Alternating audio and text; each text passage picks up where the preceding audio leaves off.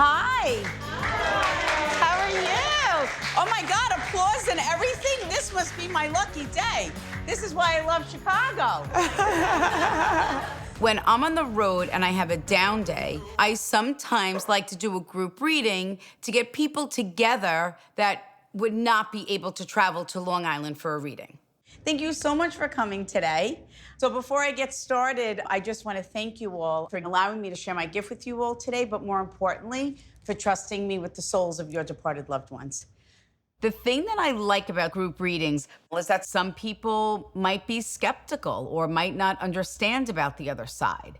And to watch someone heal right in front of you, that's why I continue to do what I do. Whatever happens in these next few moments, you will leave here today with peace and comfort.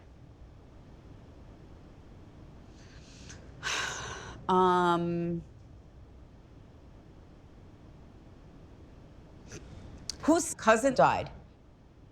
My cousin. Okay. Did she always brag about you?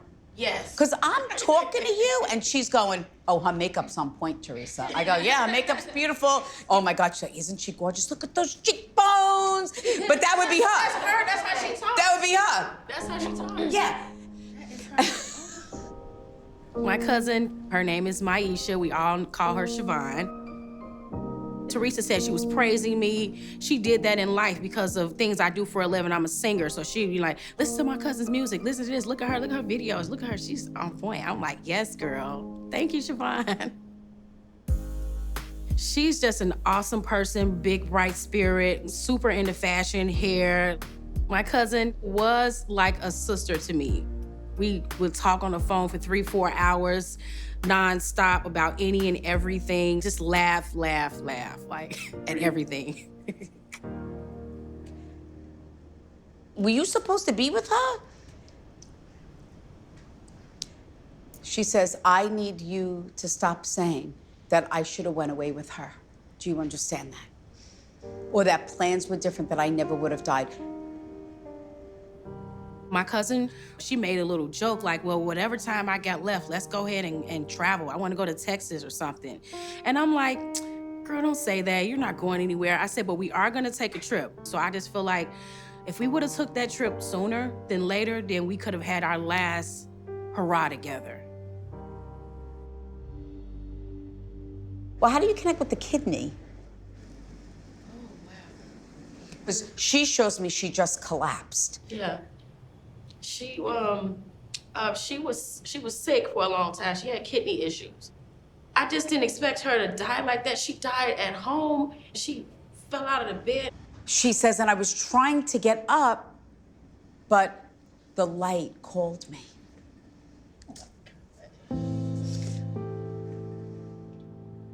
My cousin Maisha passed from kidney failure a year ago. She was only 42 when she passed. The last time I saw her, like, she was getting better. She looked good, like she was going to her dialysis treatments and things like that. So I'm thinking that, you know, she had at least 10, 15 more years, not a few months left. I didn't know it was that serious. The police, they discovered her on her bedroom floor. I was just devastated. Yeah, it was, whew.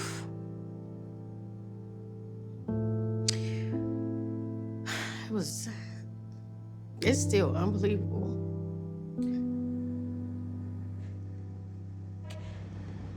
She says, what if we were away and that happened in an airport, or it happened in the hotel and you were right there? She said, you never looked at that other side of the coin. I did. She says, you cannot carry the skill connected to my departure. Maisha said, like, don't feel bad, like the coulda, woulda, shouldas and stuff like that. Don't worry about that. I'm feeling like a weight has been lifted off of my chest. Well, how do you connect with the number 5? Is someone the month of May? Okay. Who did lose the child? Okay. He was born in May. So unfortunately, you lost your son. And he was born in the month of May. Know that that's your son. Know that that is his soul trying to get your attention to remind you that he is with you at that exact moment.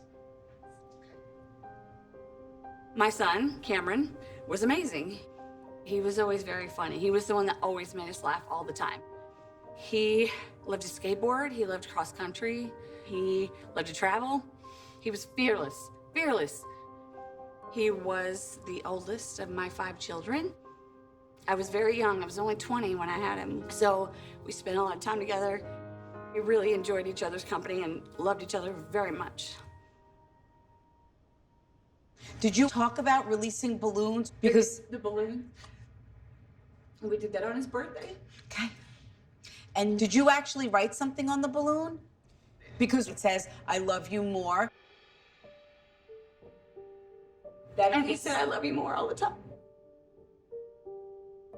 Do you hear the song on the radio that reminds you of your son, or there's certain music? He literally started playing music for me and was smiling. Oh, that was his thing for sure. So- Me and his sister just talked the other night about it. Know that his soul was with you at that exact moment. Know that as hard as that was to listen to the music. He said, my mom felt a little sense of peace. Is that correct? Always. My son loved music. Music was like his most favorite thing of all.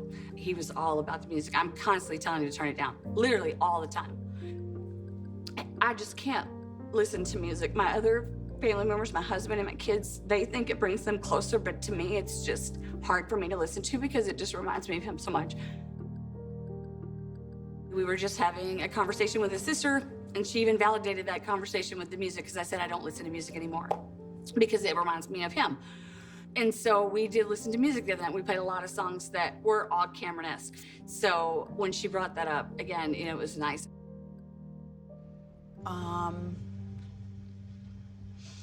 He said to me, even though we were apart, he says, I want you to look at it that we did everything that we could. Do you understand that? That I was proud of where I was in my life. Okay.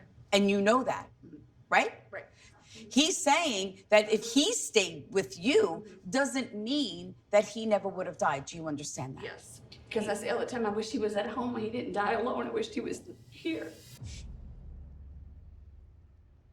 Your son made me feel like though he went quickly. Is that correct? He did. And he said, if there was one thing that I could take back, he said, is that you finding me. He says, for her to find me like that, he says, that is something that I never would have wanted. Right. He says, and know that I'm sorry, Mom. Cameron, my son, struggled quite a bit. He had his faults with addictions. He always went to rehab. He went multiple times to different places. That's why he was in Memphis. He was trying to get out of Chicago, and he went to rehab there, and he was staying with my brother at the time. I'd planned to go down there for my sister's birthday party. He was supposed to meet me at the airport, and he didn't. So then finally, I just went over there, and when I went over there, I found him. He was on the floor, right there in front of me on the floor. You just never think you're gonna be in that position ever. It was obviously the worst day of my life, yeah.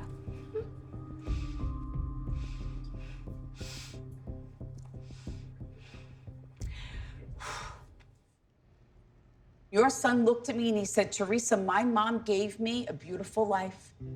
My mom did not always agree with my choices and decisions. Is that correct, ma'am? Yeah. But you always respected me.